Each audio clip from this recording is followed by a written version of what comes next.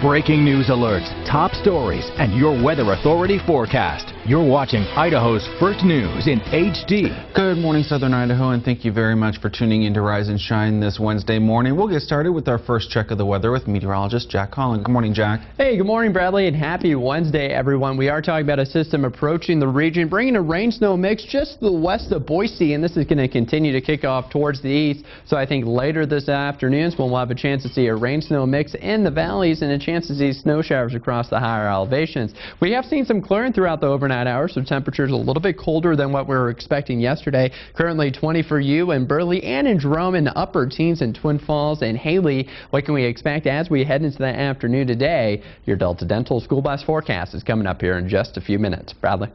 Our top story this morning, Idaho lawmakers were quick to respond to last night's address. Senator Jim Rich said tonight's speech was no different from those before it, with the president representing his confused version of the realities and hardships facing the American people. While Senator Mike Crapo said tonight, President Obama used his final State of the Union address to outline his vision and priorities for the country. But again, he continues to pursue more growth in government and more unrestrained spending.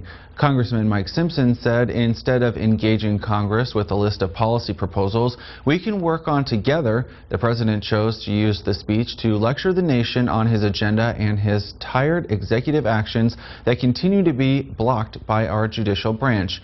Finally, Representative Raul Labrador said the Obama administration has repeatedly undermined the Constitution and rule of law. Instead of attacking Americans' liberties, the president should work with Congress to secure our borders and protect the country from terrorism. Sergeant Bo Bergdahl was in court yesterday at Fort Bragg, North Carolina for a pre-trial hearing. He faces charges of desertion and misbehavior before the enemy. Bergdahl disappeared from his military post in Afghanistan back in 2009, then kidnapped and held by the Taliban for 5 years. He was released in a prisoner exchange for 5 Guantanamo Bay detainees in 2014. Tuesday's hearing comes before Bergdahl's expected court-martial hearing scheduled for early August. If convicted, he faces up to 5 years in prison for desertion and life in prison for misbehavior charges. A Jerome woman has been sentenced for insurance fraud. 33-year-old Natalie Orozco will pay a fine and perform 100 hours of community service. Her 2-year jail sentence was suspended in exchange for 3 years probation. Orozco pleaded guilty to 1 count of felony insurance fraud last November. She filed a claim that her engagement ring had been lost, but an investigation revealed the ring had actually been pawned. Your calendar might say the season of giving is over, but thanks to a growing and giving community, your time to serve isn't. Volunteer physician Robert Lobb spent nearly 40 years of his life as a medical doctor right here in the Magic Valley. Following his retirement, he wanted to find a way to continue to help people, and to fill that void in his life, he began volunteering in the Wellness Tree Community Clinic, a volunteer-run health clinic that provides a variety of health services for low-income and uninsured adults. As long as I still have the talents and the ability and the time to give back to the community with some value, then that makes me feel very good. There are opportunities to serve all over our community, just like the Wellness Tree Clinic. The South Central Public Health District's Medical Reserve Corps is also always looking for both medical and non-medical volunteers. Lots of us would like to volunteer, but do worry about a time commitment. Now, both of these programs work around your schedule, meaning you only volunteer with the time that you have. The Wood River Land Trust in Haley is announcing a new conservation easement. Nearly 500 acres of land along the Salmon River is now preserved for farming, ranching, and fish and wildlife habitat. The Ellis Ranch in Custer County covers nearly 2 miles of river frontage and offers several public access points for fishing and hunting. It was already the single largest lottery prize ever, and with every passing minute, another Powerball ticket is purchased as the jackpot continues to grow. The Powerball jackpot is now up to $1.5 billion. By tonight's drawing, it is projected to be at $1.6 billion. Now, in case that jackpot does stay at $1.5 billion, the one-time cash prize would be $930 million before taxes. Powerball ticket sales continue to increase, especially in the evening hours and the day of the drawing. Every time the jackpot goes up, we sell more and more tickets. You see more and more people coming in. People that normally don't buy lottery tickets are coming in to buy Powerball tickets.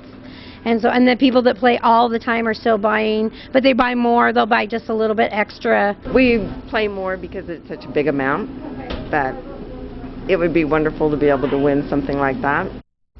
Now the drawing does take place tonight, and if there is no winner, that prize will only continue to grow. We'll now turn things over to meteorologist Jack Holland for a first look at our bus stop forecast.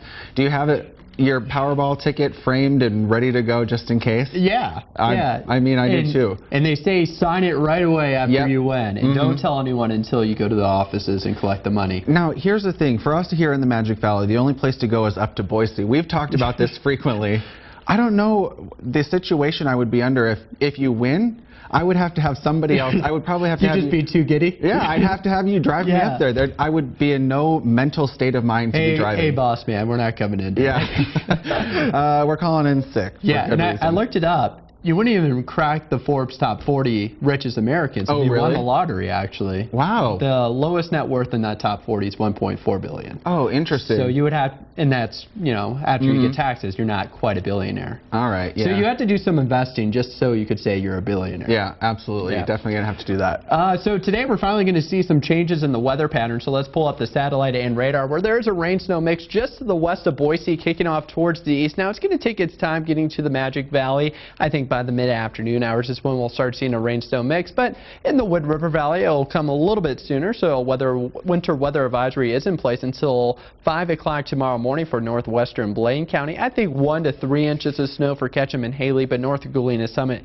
could see up to 7 inches of snow. 19 is what you're waking up to in Twin Falls and Haley, and currently 20 in Burley and Jerome. Wind's not much of an issue except for in Jerome, where we are getting a strong reading of 26 miles per hour to the northeast. So wind chill valleys feel like they're in the single digits and lower teens. As you get those kids ready for school this morning, here's your Delta Dental School Bus forecast. Mid-teens, mixture of sun and clouds, chilly winds out of the east. Later this afternoon, that's when we'll have a chance to see a rain-snow mix in the valleys. Just snow showers across the higher elevations. And from the system, we'll have a southwesterly flow, so probably our warmest highs for quite some time. 39 in the valleys and lower 30s in the Wood River Valley. What can we expect for the rest of the school week? I'll let you know with their full weather authority forecast coming up here in just a few minutes. Bradley? Finally, in local news this half hour, last year the Minidoka Senior Center lost some financial help when the center didn't comply with the food bank regulations. As the new year has begun, the center is still struggling financially to feed the community. The center furnishes about 2,500 meals a month for Meals on Wheels, and about 60 people a day come in to have lunch. Carly Cassidy spoke with members of the Senior Center and brings you the following report.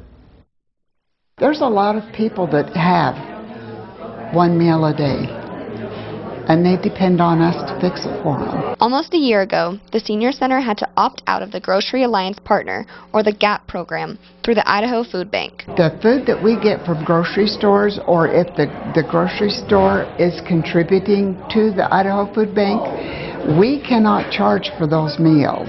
The Office on Aging does reimburse $3 for every meal in their Meals on Wheels program, but it leaves profit margin very slim. The Senior Center asked for donations over Christmas time, but didn't receive much help. When I asked if anyone wanted to speak about how much they care for the Senior Center, people jumped in line just as quick as they jumped in line for lunch. It means a lot to me because most of my day is spent here. I just love it here. It's a warm, friendly atmosphere. The best cooks in the whole mini Cassia area. Even stuff you don't like, they can make you like it. I'm worried that it might close up, and if it ever does, I don't know what we're going to eat. One Senior Center member, Jared Carlisle, decided to help by donating his 1978 Corvette for a raffle. It would be a good place to put the car.